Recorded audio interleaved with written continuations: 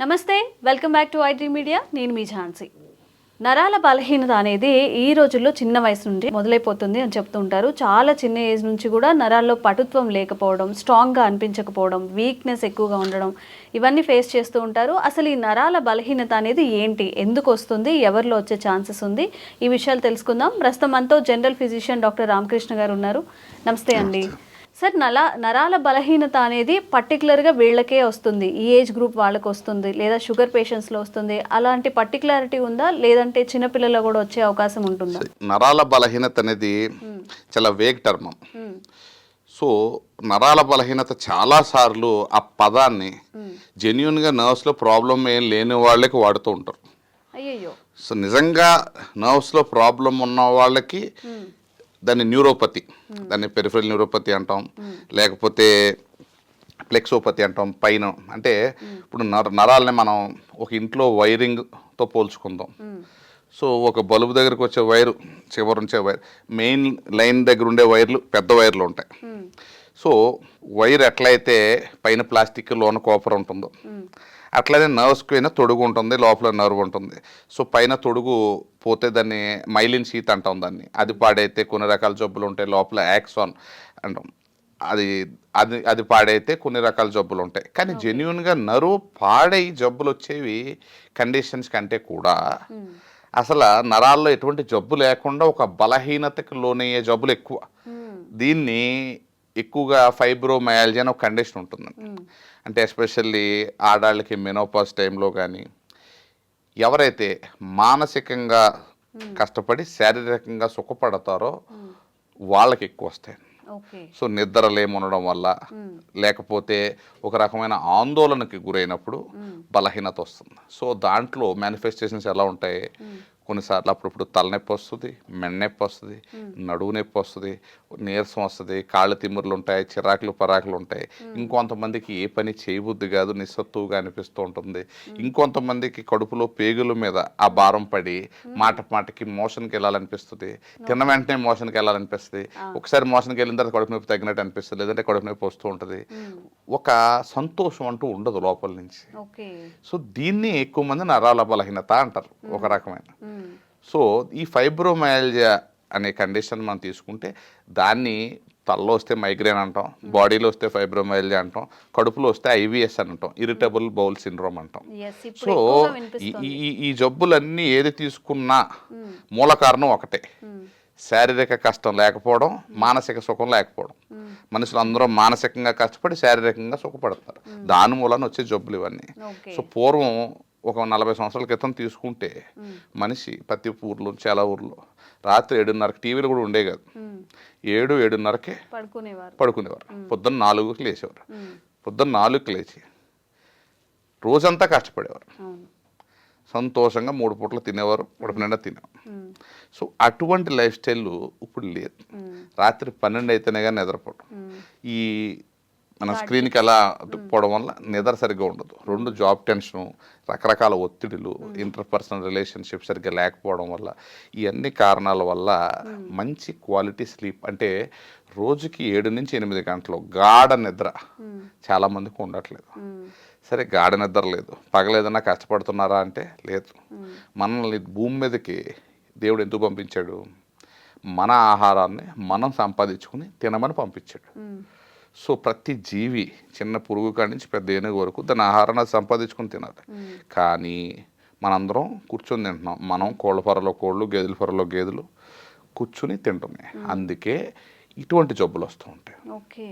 So మనకి మానసిక సుఖం, శారీరక కష్టం కావాలి. అయితే దాన్ని మెడికల్గా ఎలా అప్రోచ్ అవ్వాలి అంటే, సో ఇటువంటి బలహీనత వచ్చినప్పుడు ఎవరికైతే నిద్రలేమి వల్ల వస్తుందా, కొంతమందికి నిద్ర సరిగ్గా ఉన్నా కూడా వస్తుంది.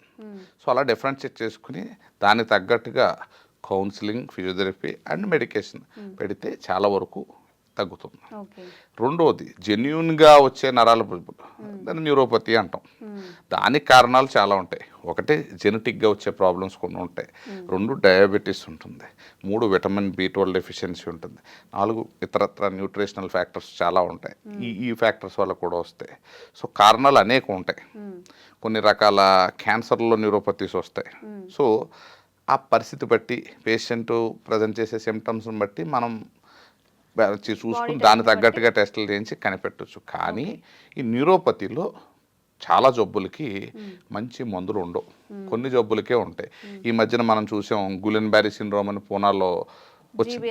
సో కొన్ని రకాల బ్యాక్టీరియా వల్ల, వైరస్ వల్ల ఏం జరుగుతుంది, అది బాడీని ఆ వైరస్ బ్యాక్టీరియా డిస్టర్బ్ చేసినప్పుడు ఓవర్ యాంటీబాడీ ప్రొడక్షన్ ఎక్కువైపోయి ఆ నర్వ్స్ని డ్యామేజ్ చేసేస్తాయి.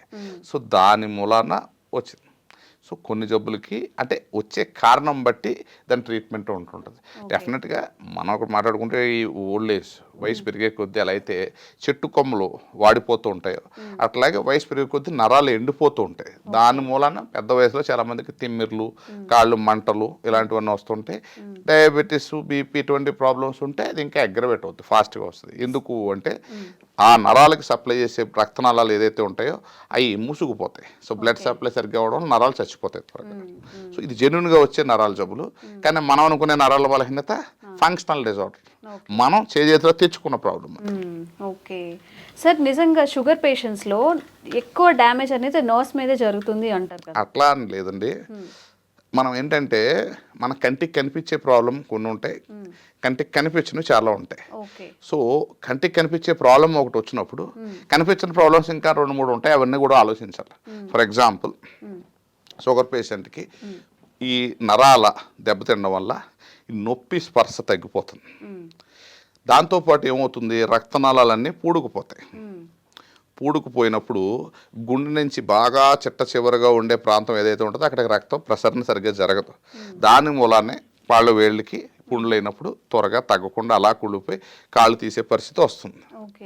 కానీ మనం కాళ్ళు వేళ్ళు పుండ్లు వచ్చినాయి, రక్తం సరిగ్గా సరఫరా అవ్వట్లేదని చూస్తాం. అదే రక్తనాళాలు గుండెలో కూడా ఉంటాయి, అదే రక్తనాళాలు కళ్ళకు కూడా ఉంటాయి.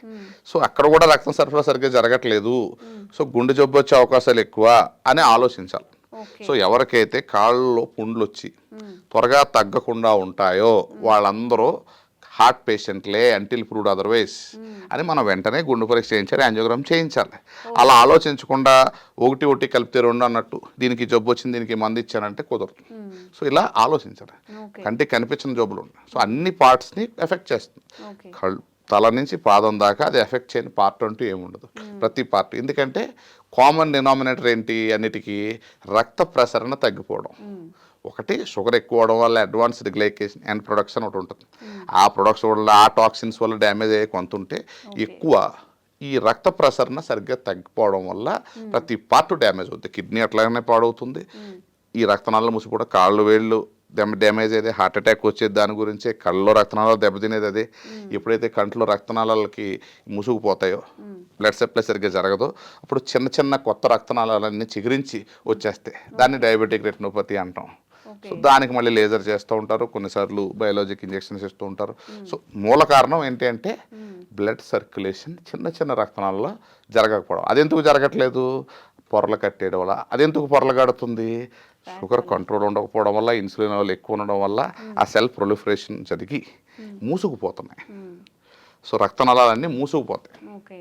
సో అన్నిటికీ ఇదే కారణం, మూల కారణం. ఓకే, సో చాలా ఉంటుందండి. ఒకటే డిసీజ్ వచ్చిందని దాని మీద దృష్టి కాకుండా ఒకటి వచ్చినప్పుడు అది అసలు ఎందుకు వల్ల వచ్చింది, ఎందుకు వస్తుంది, దీని ఎఫెక్ట్స్ వేరే బాడీ పార్ట్స్ మీద ఏముంటాయని కూడా ఎగ్జామిన్ చేసుకోవడం అయితే చాలా మంచిది. థ్యాంక్ యూ అండి, థ్యాంక్ యూ సో మచ్.